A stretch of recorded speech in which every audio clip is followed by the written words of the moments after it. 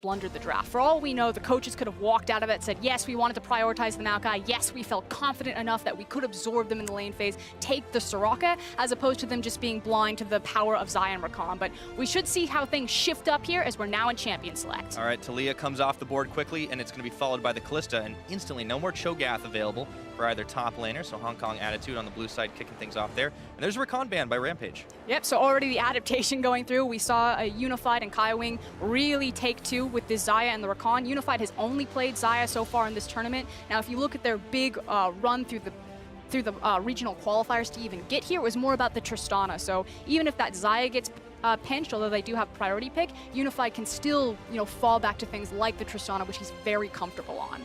Definitely have had a lot of experience on that Hong Kong Attitude side. Sejuani now banned away. That's been a pretty perennial jungle pick, so we'll see something a little different here. And with the last bans already done, means we get a first pick of the Jarvan locked in. Okay, so a lot of flex pick coming out here. It can go down into Godquai's hands. It can go up into the top lane for Riris there. That does mean that the Xayah is open and available to deny from Unified. I talked about his comfort on the Tristana, so maybe Rampage are thinking that it's more worth to fight over the Trist than the Xayah, but so far Unified has looked very comfortable on both champions. All right, so we might get to see an AD carry locked in on the Rampage side, but we already have the Rek'Sai picked up, so this is still more of the same from Tussle. And I feel like Rek'Sai is kind of one of the champions that's really rising up in the world's meta right now. A lot of versatility with their build. You can go with the Warriors, previously of the Cinderhulk. There's the Tristana that I was talking about. I'd love to see them lock it in. I think it just offers everything that they want.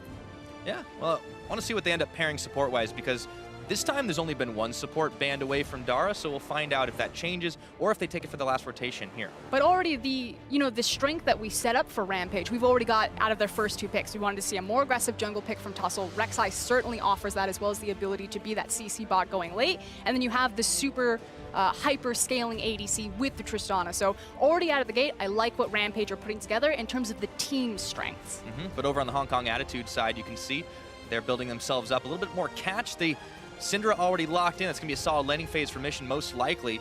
And let's see if they end up following through with this Varus for Unified. That's a lot of CC on that team already. Yeah, you said CC, you said catch. I'm going to call it just straight pick, which means that if Hong Kong Attitude ever suffocate Rampage out of an area, ever get their Syndra ahead and have kill pressure on someone, it is very terrifying to walk into dark corners of the map. So we criticized their Baron setup, their Dragon control yesterday. It was kind of the big catalyst that allowed 1907 Fenerbahce to really punish them. With Syndra and Varus, it becomes that much more easy to control those areas of the map.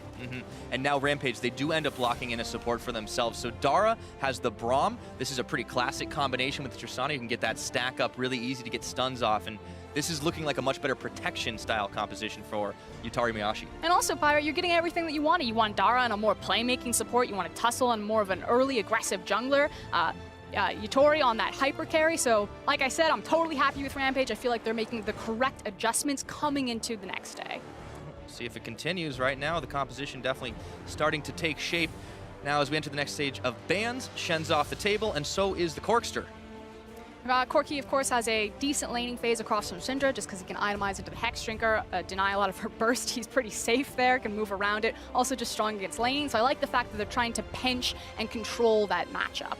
Yeah, on Rampage's side, they're going to start banning out a couple of supports. The Lulu, at least, is one, as they already had the Rakan from earlier on. And now LeBlanc's banned away also by Hong Kong Attitude, so Ramane might find himself a little bit forced into something different. I was just going to bring up the Lucian. Yes, the Corki's been taken away. Cassiopeia has been nerfed, so probably don't want to go towards that matchup, but Lucian still fares very well into Syndra. The ability to relentless pursuit around a lot of her orbs, again, can itemize into that Hex Drinker if he really feels that he's being pinched and needs more of a defensive build, and still has kill pressure there. Yeah, and Ramane's already faced off against Mission Syndra in their previous game. Spoiler alert, he kind of got bopped, but then again, so did the entire team. That was on Orianna. This time he'll have something a little bit more mobile. So it goes over HKA side, and they get a quick lock-in on the Galio. So that means we are very likely to see that Jarvan in the jungle. Yeah, and it's the fact that it's probably another Galio top lane. Now, coming into Worlds, Galio was played top around 32% of the time globally. Now, since Worlds play-ins has started, he's been played top 75% of the time. So we're seeing a massive swing of more Gallios being flexed into the top lane versus the mid lane, and I feel like a lot of that's actually connected to the jungle picks. We're seeing a lot more warrior enchantment junglers as opposed to Cinderhulk, so you need to have that tank. A lot of tanks are going up into the top lane, and Galio slots perfectly in there because he's going to be just as tanky and bring a lot more, cross-map mobility, especially when Shin is banned. But Rampage have decided they want to answer that with a little bit more firepower, so the Rumble's actually locked in, gives them a little bit of extra damage across the board rather than just locking another tank. Of course, they've already got 2 very solid tanks. Even if the Rek'Sai does go warrior, still kind of hard to break through that shell. And so far, we have a very well-balanced composition. I look at Rampage and I feel like there's a lot of what I call bridging power, and it's champions that are responsible for picking up the early game, then handing that baton off into mid-game power spikes, then handing the baton off again into late game. So it kind of starts with Lucian and Rek'Sai. It can then hand over into Rumble, and then they finally pass it over into Tristana's hand. So I felt like yesterday Rampage maybe drafted a little bit too much for the 5v5, the late game, and then got blown up before they got there. This composition is going to serve them much better to survive this very hard and aggressive lane phase from HKA. I was about to say let's transition that a little bit to HK because it seems like they're doing what they do best, which is dominate on those laning phases. How big of a lead are they going to have to really build, though, if they still have some of those troubles around objectives? How much do they have to do to make sure that it's not a 50-50, it's a 60-40 or 70-30? Well, then it's about focus in the mid lane. You look at the composition that they've put together. Varus, Janna, there's not a ton of opportunity to gank that early until Varus has the CC. You've got the Janna, so you're probably not going to die down there with the disengage. It's Galio up into the top into Rumble. So, maybe you go up there, but it sounds much better to be like Jarvan Syndra. Yeah, that's probably where I'm going to camp. I think mid lane is definitely going to be the place to watch at the start of this game, but Hong Kong Attitude looking to put the 2-0 onto Rampage and try to climb their way to the top of that group. Let's see if they're going to be able to do it as we load up onto Summoner's Rift for our first game of Day 4 here at the play-ins. And again, attention about where these teams, what type of options they have into the early game. I don't need to point out the HKA combo of Jarvan and Galio. They got the classic cannonball there. That works very well in a 5v5. And if you don't kill anybody with that, you just start dropping an R onto somebody who's still stuck in the pit with Syndra. So yeah, it can be a bit of a wombo. And that's the big thing. Dara has to be so on point in this game simply because Syndra has so much kill pressure on any target that she wants. They don't have a true tank, especially if Rek'Sai, depending on what she decides to itemize or what direction she wants to go, Syndra could have kill pressure on everyone. That is definitely a scary thought, especially in the hands of Mission. Now, looks like we might be in for a few shenanigans. Riris is actually going to have to flash out. The rest of Rampage came out of the woodwork. And that now means that Tussle has another big opportunity. We talked about, options in the early game. Tussle can now go top, try to punish that lack of flash. He can go bottom, try to team up with the Braum and get the big hard CC there. Or he can cover his mid lane because Lucian needs to play that matchup aggressive if he wants to abuse Syndra. So offering a safety net by hanging around the mid lane, making sure that the other jungler isn't getting involved. Yep. God, Kawhi will have his work cut out for him as well. Now, of course, Riris, no flash. Probably not the biggest deal, the fact that it's lost on the Galio, since he's not going to have as hard of a laning phase and going to be wanting to itemize that MR up against the Rumble anyways. But he's still going to have to be pushed for. Typically when you think about Galio, yes, he's against a Rumble, so he probably shouldn't be put in a bad situation. He can let that wave push into him. But the big thing about Galio is he's just the auto-push champion. Auto-push, get level 6, look for, the ability to roam. Over and over, wash, rinse, repeat. Now, God Kwai getting pretty hard leashed here as Kai Wing and Unified starting off on the red. Yeah, and he's getting leashed on the bottom side of the map, so he does have a direct pathway towards top side, again, to try to protect his top laners. So it works 2 different ways. If he suspects that Tussle might make a beeline for his Galio, he can try to be around the area, maybe secure the Subtle Crab, and get more of that safety net for his top laner for that flash to come back up. Right, now, we'll check in how the bottom starts, of course. Talked about a long range, and it's going to be difficult to really get in on the Varus and Janna early on. But Yutori Mayashi's already started by getting a little bit of harass off on Unified on the lower range Tristana to kick things off, protected, as it were, by this very tanky front of Dara. And it's the fact that they feel very confident that if it comes to an all-in that they're going to win. They even get the better level 2, so just abusing the Braum Tristana. Again, it's Janna Varus, so you probably shouldn't have kill pressure unless the junglers get involved, but I expect that the lane will look mostly like this for the majority of the time. That does mean, though, that Dara has to be so much more careful about placing his vision if they're going to be pushed forward, where Tussle picking up the Scuttle Crab, again, creating that safety net for his bottom lane. If they're going to be pushed forward, he needs to make sure that he gets the vision down and keeps them safe to do so. Yeah, it's already starting to fall according to plan, though. We saw that in the draft, they definitely have learned a few lessons that we hadn't seen them really demonstrate yesterday. But now Tussle already going into the Hong Kong Attitude jungle while the Jarvan's away. The Rek'Sai can play. And Godquai's focusing a little more on the top side. He's even going to get spotted out by that ward in the brush. Yeah, so we'll see if Godquai has a good read on where Tussle is, takes Scuttle Crab, and then walks up to the enemy Krug camp, or maybe looks for a gank on Lucian right now. Looks like he's just walking it out for the time being. He's Still like, I really need this Gromp right now. Yeah, wow, it's very important to get your levels up. Makes a jungler grow big and strong. Mission's already down to half his health, actually, so Ramane started to bully this pretty effectively with a level advantage as well. And he can be pretty fearless. Like, he's got the cleanse. If the stun comes in, he can stop it from happening, but there's not a whole lot of vision on either side of that river, so doesn't necessarily know if Godquai's around. Yeah, the key thing is that he's playing towards the bottom side, making sure that he's near Tussle, making sure that he's near the lane that's pushed forward. He's got the 2 wards underneath him. So, like I said, Lucian needs to play this matchup aggressively if he wants to try to abuse it. They picked the Lucian into the Syndra, so obviously he felt comfortable, and now it's about staying safe. Staying safe, but being able to get a little harass on as well. And for all the bluster about Hong Kong Attitude having the strong lanes, I mean, it's very early on in this game, but they're the ones who are getting pushed back in 2 out of 3 of them. And you can even see that in the top lane, they had already spotted Godquai out, and he ended up backing away. So there's really not a whole lot getting done. And Hong Kong Attitude, I mean, there's definitely a lot of time for this team, but it seems like they're not making the moves just yet.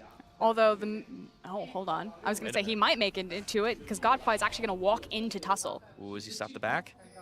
No, he's going. Praise Seeker gets the knock-up. Now Godquai, he's got a shield on. He's going to have to flag and drag away. That means his jungle is not his for the time being. And Raptor Camp is so important because there's so much gold and experience on the camp. So this is actually a big deal right now if Tussle can deny a lot of these Raptors. Might be in for a smite fight. Throws the flag down once again. Tussle trying, but he's a little bit low on the health bar now. Ramane Dara getting involved. And there's the smite down. Looks like they're going to try to catch Mission out. Scatter the weak, stuns up Dara.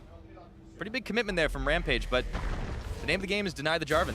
Frankly, I just kind of like the action from Tussle. You know, he's making his back. If he doesn't run into Jarvan, that's fine. He's going to get the back anyway. Happens to catch him out. The Raptor camp spawns, so he tries to deny what he can from the enemy jungler. Again, Godquai is really the guy that you need to target and attack on this HKA roster. He doesn't have a ton of experience in the jungle. Formerly was their ADC, so definitely comfortable with the team. But the team themselves has said it. We're strong laners, but we do have a weakness in our jungle.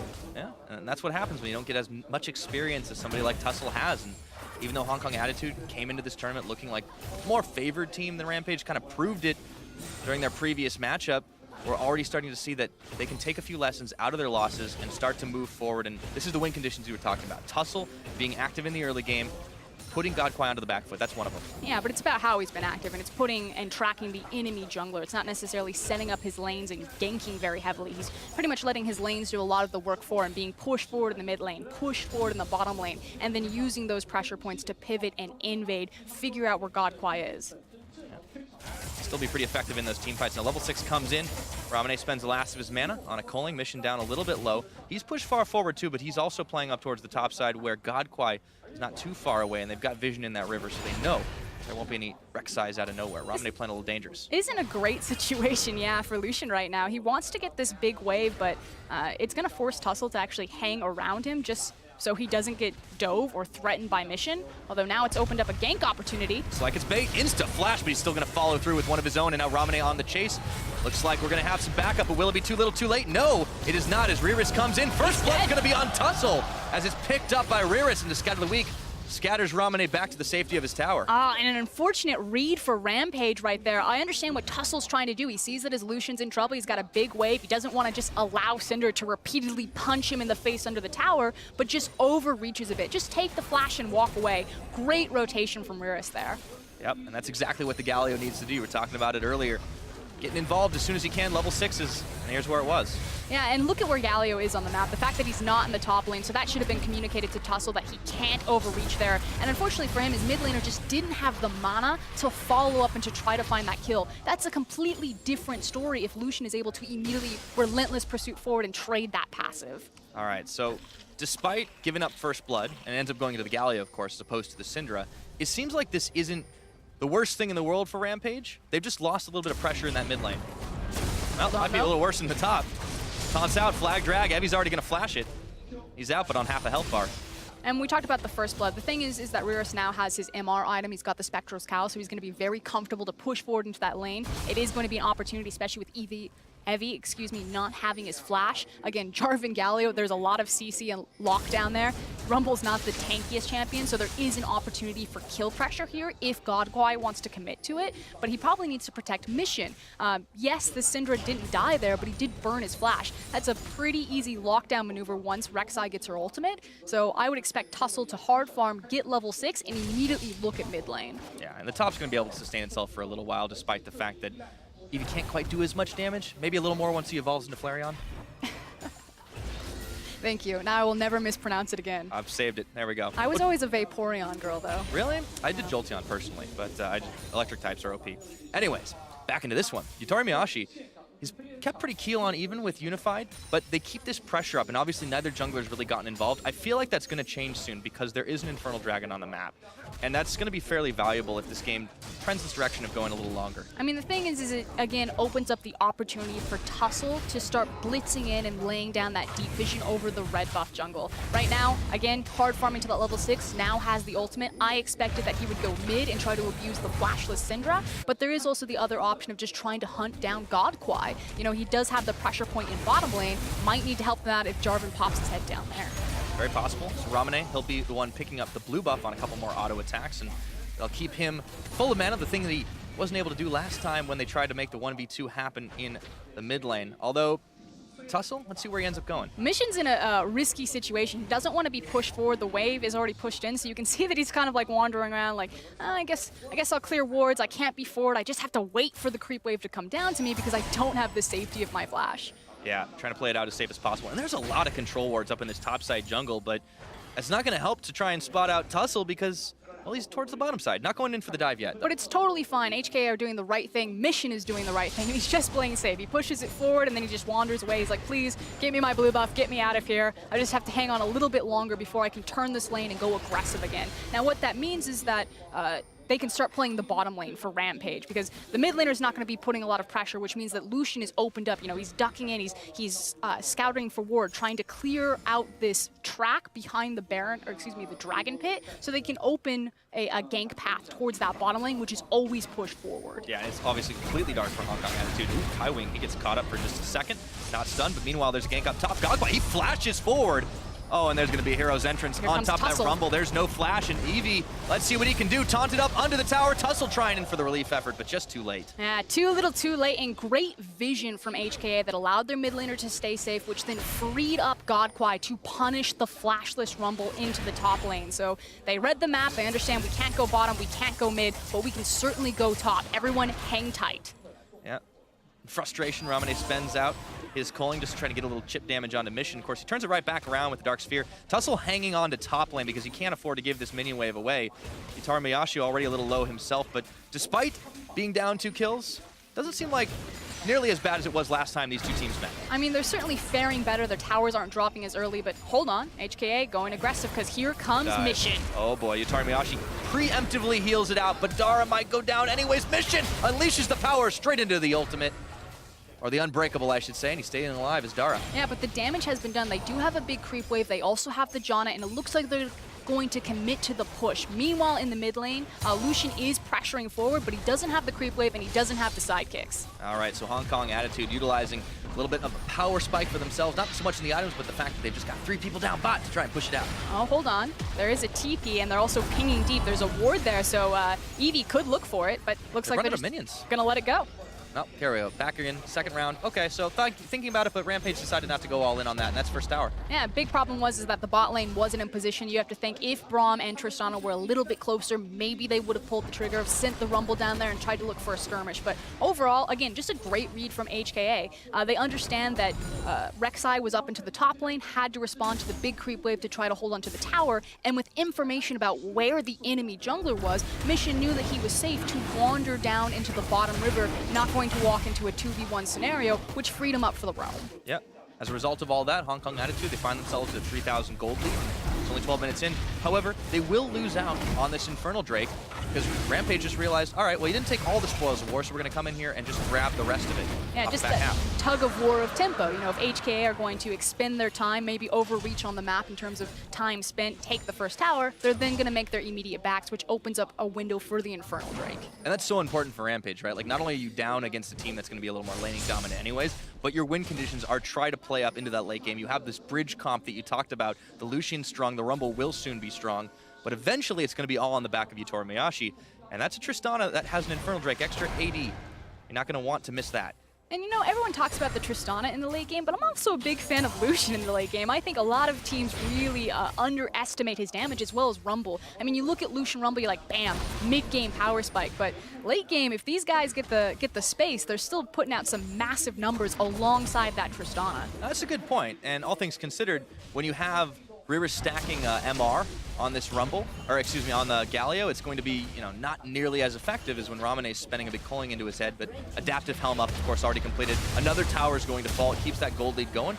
And Godquai was a little bit deep, but he takes the Blast Cone Express out over the Rift Herald pit, and it gets aggroed on the way out. Does need to be a little bit careful here because you can tell that Rampage don't want to let this Rift Herald go just for free. They've also pulled Dara, so they have the numbers advantage, at least for the top side of the map, until HK decide they want to reset the map, send their Galio bot side, and move their bot top side. I think Rampage wanted to reset something, but Mission, he was able to spend a couple of cooldowns to push back Ramane and Tussle, and Dara, I should say. Dara just been on a roaming spree because at this point, laning phase is over. He can leave Yutori Miyashi to his own devices, and there's no counter pressure. There's also the fact that, you know, Yutori's sitting on the Tristana. He's totally fine to play a side lane, more so than most other AD carries. Has the ultimate to push back, has the rocket jump, so a lot of safety there. And you can use the Tristana then to create a pressure point. So you can already see Yutori's hard pushing bottom, just trying to dissuade HKA from automatically walking up to the Rift Herald because he's threatening the structure. There's actually a lot of Rampage members down towards bot. Unified, I don't think he's in danger of being dove anytime soon, though, because Kai Wing's there, so is Godquire, just about in the area. But once again, Rampage continue this trend of building up vision just inside of the Hong Kong Attitude bot side jungle. And they're also keeping a lot of it clear for themselves up top. They see Mission moving up here. But the problem is the vision's not where it needs to be. The central focus is going to be around that Rift Herald. And you can see that HK are starting to unlock their mid laner, roaming up there, threatening the Rumble. Again, Rumble sitting on the variety bucket of items, has a book, has a Ruby Crystal. That's a discount build right now. It's not great. I know Rumble's a low econ champion. He gets a lot of his strength through his levels and his ability to use that ultimate, but he's not feeling good right now, and HKA can exploit that. Yeah, it starts to get a little bit better. He does pick up a Haunting Guys and a Blasting Wand, so he's definitely well on his way to getting the Leandri's Torment, but I think he's been a little more tormented than that to start things off. Now, looks like we're in for a dive. Teleport ward already down, and Godquai looking to go in. Oh, they've got to jump up, and Yutori Miyashi is going to get a knockback, but Galio's right behind him, and even though Evi's there, it's not going to be nearly enough. Even Mission coming in, not needed for the cleanup duty. That's a double kill for Unified. And there's a lot of members here, not the biggest creep wave, so they should be cleared out by Rampage, and their tower shouldn't be underhand, but hold on. Oh man, Evi even flashes, but he gets taunted up off the back half, forcing out Ramane. It's ultimate now. Unified still trying to push forward. They've not got that many minions, but they've spent a lot out of the health bars. Exactly, and that's the thing. They chipped away at the health bar, which means that they now have the time to wait for the creep wave to crash, and now the inner tower is under threat, especially with Jarvan on the side. Yeah, Hong Kong Attitude just pulling the go switch and realizing they can take out a couple members of Rampage right off the bat. 4-0 on the kills. They're about to make it 3-0 on the towers. And there it is. As soon as they hit that power spike with the best item in League of Legends, as it were, the Ardent Sensor, there they go. And it's just set up from the very beginning. HK have had a much better read on the map for pretty much the big two plays that they've made. Sets down the ward, gets the automatic teleport, and Godquai, it doesn't get easier Cataclysm than that. Forces the flash as well as the rocket jump out of Tristana, which means as soon as she's locked in, she's not going anywhere. Then Dara will fall down, but the biggest mistake that I think Rampage make in this instance is that Rumble overreaches a little bit, loses so much of his health bar, which means he can't sit under the tower and try to clear out with his team with Flame Spitter. Yeah, we were just talking about how he's been having a little bit of a hard time. It continues. That's only, well, he only had one death. He ended up getting away, but unfortunately they couldn't defend the tower off the back of it. So Rampage, they've definitely got some catching up to do. 6,000 gold is the deficit. Hong Kong Attitude. I asked you at the beginning of this game, how big did it need to be at about 15 or so minutes for HKA to feel pretty comfortable starting some big things up like the Baron once it hits? What do you think about 6K? It's definitely big, and it's a big deal at 17 minutes. Again, HK are just starting to move into that portion of the game, however, when their setup is what we need to be examining. It was questionable, I'm going to say, against 1907 Fenerbahce yesterday. So we'll keep our eyes. How do they move their vision? How do they protect their vision? And how do they create picks off of their vision? Again, it's the Syndra, it's the Varus, the Jarvan. They have a ton of potential. Now the picks have definitely been coming, and they've even got disengaged right now. Now Mission, oh, that's a heal forced out. Godquai even tanking the last half of the culling. And now there's pressure on Rampage's side mid. Not a whole lot of minions, though. But we do see Galio starting to rotate over. He's trying to decide, do we collapse into the mid lane and look for the team fight, or do I continue to pressure forward on the top lane, create a big pivot point that we can then reset our backs and move towards that Infernal Drake? That's the thing for Hong Kong Attitude, though. They've got the choices right now. It seems like Rampage doesn't really have much of one. They kind of have to try and force down the mid. Yeah, I love the word that you use, choices, there, because I feel like HKA, it seems so subtle, and yes, the gold lead is pretty big, but the kill count is low, 4-0. That doesn't, that's not indicative of a high action game, but I feel like HKA have actually been super proactive in driving the tempo and controlling a lot of these choices. You know, it was Tussle that, and I'm going to hard farm to level 6, I can punish the flashless Syndra, but he never got the opportunity because he's always just been responding to what God Kwai was doing in the early game. Yeah, but he actually was able to preempt God Kwai in the very beginning quite effectively. We were giving him a lot of praise for being able to try and shut him down, but it just wasn't quite enough, and it seemed like that effort kind of went all out the window the moment he tried to save his mid laner and ended up giving first blood. Yeah, HK just understanding exactly where to attack on the map and then executing on it beautifully so far, as they are going to go ahead and start up the Infernal. It should be uncontested again. Rampage, they're simply down in gold, they're down in vision, and they don't want to try to overextend risk, especially this close to a Baron spawn. You lose the 5v5 there, HK are just going to rock over to the Baron and pretty much close out the game. Yeah, that's 40 seconds until the Baron's going to spawn up. Rampage pretty much stuck under the mid turret for the time being. They've, of course, sent Evie up to the top side and Ramane down to the bottom just to keep waves cleared so it's not an easy Baron take when it does come up. But Hong Kong Attitude, they've got all the tools in their kit to try and fire down anyone if they find them. But this is where the magnifying glass gets to be set up on HKA. If you're going to talk big, if you're going to be a top 16 team, guess what? The Baron spawning in 19 seconds, the next Dragon's going to be an Infernal. Where do you place your vision? How easily do you execute on it? How are you managing your side wave control when you are setting up these big objectives? It doesn't matter if this is Rampage, if this is Fenerbahce, if this is SKT. This is where you need to clean up if you are going to walk the big walk. You got to have a big stick. Yeah, and it's definitely not going to be the most difficult opponent to prove it against, but we've seen Hong Kong Attitude already make some big mistakes, so maybe this is the time to try and rectify that to, better their own objective setups. It's also putting the onus on them to continue to drive the tempo of the game. Rampage at this point, they kind of want to sit back, look for these big 5v5s where they can utilize the Rumble. He's level 12, has 2 points in the ultimate, so despite the fact that he's probably not feeling too comfortable in his build, he still will hurt. But it's about buying time for Yutori and this Tristana. Yeah, it looked like Hong Kong Attitude wanted to try to get the catch off, but it was Dara that they managed to find, and this is the team fight chance for Rampage. Can they get the kills off? Godquay not quite going down, but they've got a taunt up onto the Tristana. Yutori Miyachi going down to Mission's ultimate. Power unleashed on that last tick of health bar. Now Ramane trying to save some lives off the back half of it. Doesn't really matter too much. Evie's forced to flash back behind the wall of Dara. And Hong Kong Attitude not losing a man. They are too big, too tanky. Yeah, and they've got the tempo behind them as well as the creep wave. So this will be a free tower, which makes it that much easier to now blitz that vision on the top red side jungle and make this Baron even easier to secure when they turn towards it. I suppose everything is free if you kill the ones who own it. Down goes the Tristana, results in the tower. Yeah, there's another Infernal Drake coming up in a while, but the Baron, it just gets easier and easier when they have all of this gold. I just wonder how soon are they going to actually try to go towards it. Right now, they don't seem to be in a big rush. Yeah, but let's take another look at that team fight. Unfortunately, Yutori there, he does have his flash available. He tries to use the rocket jump. It's interrupted, and then he's just CC locked that he never even gets the opportunity to flash away. Now, this starts and it looks okay for Rampage, but it's when Riris finds the taunt there on Trist. She gets locked down, she's got nothing left, and she just pops like a balloon. All right, I have a recommendation for you, Yutori Miyachi. Buy QSS.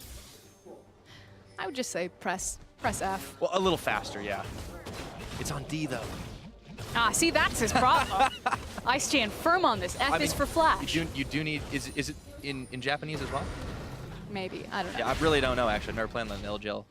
But anyways, 5 kills to 0 for Hong Kong Attitude. You talked about it not being necessarily as high of an action game, but it's played exactly to the win condition. They get the catches. Even in extended team fights, it kind of does feel like a series of catches that just keeps resulting in towers. For every kill, they've managed to knock one down. And they might get another catch, though, as Tussle is trying to create space for his mid laner here. Might be in trouble. He was seeking prey, but it was Hong Kong Attitude that found it. Ramane jumping, there's the pit, flashing out.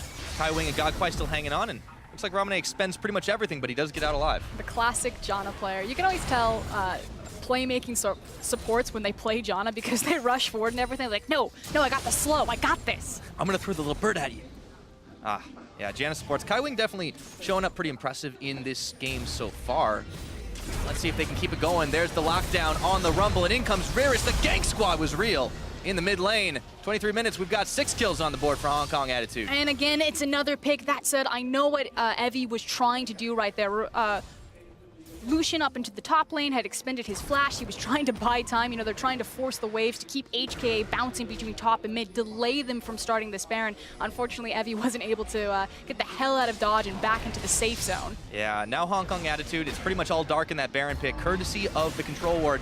It's starting to fall pretty fast, but is this the time for Tussle to try and be the hero? I don't know if he's going to get the chance. His Mission standing on the back, trying to force him back, and Dara, he's got the block up here, but they can see they're going to turn around. Don't need the big purple worm. Instead, they want the fight, turning it over onto Tussle if they can get him out of the picture while the Baron's still aggroed. Looks like Mission's going to get knocked back, but he's staying alive for the time being. That's a big shield. Baron gets smited on down, and Rarus is still holding on to everyone from Rampage. Here comes Evie. Hong Kong Attitude, they've not lost a man. Evie looking to come around the side, but it might be too little and too late. Godquai still stunned up. Looks like he's going to be the first casualty of the team, or is he? One more auto attack is going to do it for Ramane, but that is a death well spent as Hong Kong managed to get themselves 4 members on the Baron. And that was a better Baron setup from HK. This time around, they decided that, yes, the jungler is in position, but we have faith in our mid laner and our support to be able to clear out the back of the pit. So you can see Mission, he started on the back.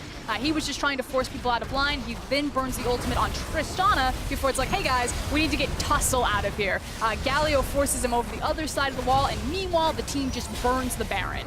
Yeah, Mission nearly went down, but it was a clutch shield on the end of it, and we're still buying a lot of time. Eventually, you can see Godquai tag his way in. Probably unnecessary. A little bit ham there, but that's okay, Godquai. You can tell he used to be an AD carry. He's playing Tristana right now on Jarvan. Wait, I don't have a jump backwards. So the only downside for Hong Kong Attitude right now is they don't have a chance to get the perfect game anymore that they screwed up the last time they met. Well, they also lost the dragon, so that chance... Oh, yeah, I guess that doesn't count, does it? It sailed a long time ago. Well, I miss the boat every now and But again. it's about improving on the weaknesses that we saw yesterday, which was the Baron setup. You know, it was 2 steals that really turned the tides of 1907 Fenerbahce's game. And this time around, it wasn't stolen, so we're already on the up. Well, they also did it so effectively to block out the potential steal attempt as Godquai finds Death Rush, but looks like it might be the death of Rampage. Rarus going all the way in. The equalizer's thrown down, but it's just going to make them back off. Rarus even claiming a kill for himself, while the rest of the team is bringing up the rear. That's a double kill. That Galio deals some serious damage. Shield of Duran. Ramane stunned up. Scout of the Weekend unified with the last hit. It means the door is wide open for Hong Kong Attitude. And Rarus is just so far ahead of the clock right now. The gold advantage, you can already see 10k in his favor. Doesn't matter. He's also got the Baron on top of it. Effectively, he is unkillable. There's no one who can do damage to him, so he's free to just run freely into the backlines and create so much space for his team. And he's been a part of every single one of the kills Hong Kong Attitude have had in this game, and it looks like that might be all the ones as they're looking to close this out, just zoning out Yutori Miyashi as the unleashed power comes in. He hops back into the fountain, but their Nexus towers are being cut through. Dara, last chance saloon here as he throws up the Glacial Fissure, but the Nexus is bare with the minions on top. Tussle going down and out. Nothing they can really do here as Mission gets himself a spree kill, and this is going to be all she wrote for Hong Kong Attitude. This is the start. This team wants to be top 16, and a big win on their board is going to help them do it. And it's only a single kill as well as an Infernal Drake that denies them the perfect game. HKA came in today and said, we are going to smash everyone, and it started here with Rampage. Well, smash is definitely a very appropriate verb for that game. Hong Kong Attitude showed up, and they put their money where the mouths are. Twice now against Rampage. And huge props to their top laner. You know, talking to this team, personally, I'm looking at their AD carry, I'm looking at their mid lane, I'm like, wow, you know, Mission's really underrated.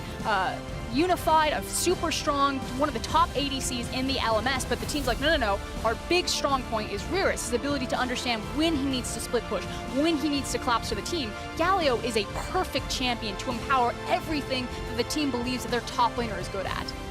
Certainly fits the meta as well, so really good time, and Rarus just showed up and delivered multiple times as a hero's entrance, and he really was the hero of that game. Yep, was able to create massive pressure pivot points for them to move around, was pretty much on point with the teleport. It was the big TP bottom that really got things snowballed ahead when they took down Yutori as well as Dara there, catching them a little bit too far forward. Yeah, and we talked about the way that Rampage were going to be able to kind of stack up their comp towards the later stages of the game. Unfortunately, the snowball just rolled down too fast for them to really be able to handle. One pick turned into another, turned into a tower, turned into a massive gold lead, and there just wasn't a whole lot of chance for this team. But you can already see the adaptation that the LGL attempted there, you know, mixing up their draft. It wasn't the Soraka this time around, it was the Braum. They did have pressure in their lanes. They did effectively effectively survived the lane phase. They didn't just get blown out. It was when HKA started to create these skirmishes and move around the map that Rampage started to fall behind. So even though they lost, there were improvements. Yeah, glimmers of hope for the Rampage team. Now, to hear more about that game, let's send it over to Dracos and the analysts. Thank you very much, Pyra. An incredibly one-sided game, and really it felt like LJO only got a chance, or Rampage rather, only got a chance in the first few minutes of the game. It felt like everything fell south after that. Yeah, as game time increases, probability goes down for winning, and they had better picks this time around to try and do that. The Lucian, Rek'Sai is a good combination if you're going to try and snowball around mid lane.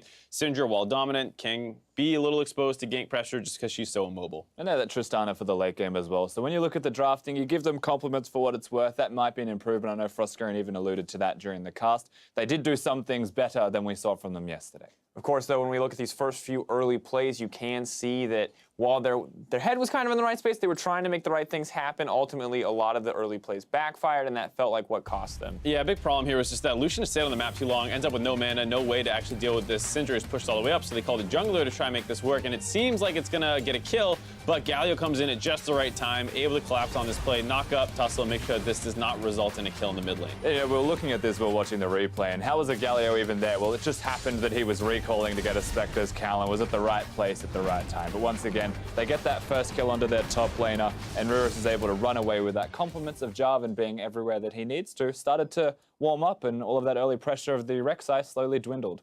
And Rurus was a huge factor here specifically. He felt like he was everywhere. He's involved in so many of the plays consistently. Coming in is just a fantastic player for Hong Kong Attitude. I think he is the guy that seems to me, at least, that stepped up so much this game to make this one happen. I think that's really good, just 100% kill participation, and moving forward to their rematch versus 1907 Fenerbahce, this is the big thing that you want to see is more people step up around them, because it did feel like they were not all on the same page come the team fighting phase, and hopefully this is an indicator that they're going to work better together. Yeah, a lot of good Galios throughout all of the tournament, particularly from Group C and D, and this is no exception to that rule. I think it was fantastic. All right, so let's talk a little bit about that, because normally we see Galio mid, we saw Jensen play it. This is the era of Galio top, it feels like. Is this something that we expect to see consistently, or is this something kind of exclusive to the meta that we have here? It feels like I'm not quite 100% ready to say why the priority on Galio has shifted from mid lane to top lane. I do think that some of these teams are not ready to punish it in the top lane quite like how you would expect, where you see people start taking things into it that really bully it hard early, like Renekton and stuff like that can shut it down.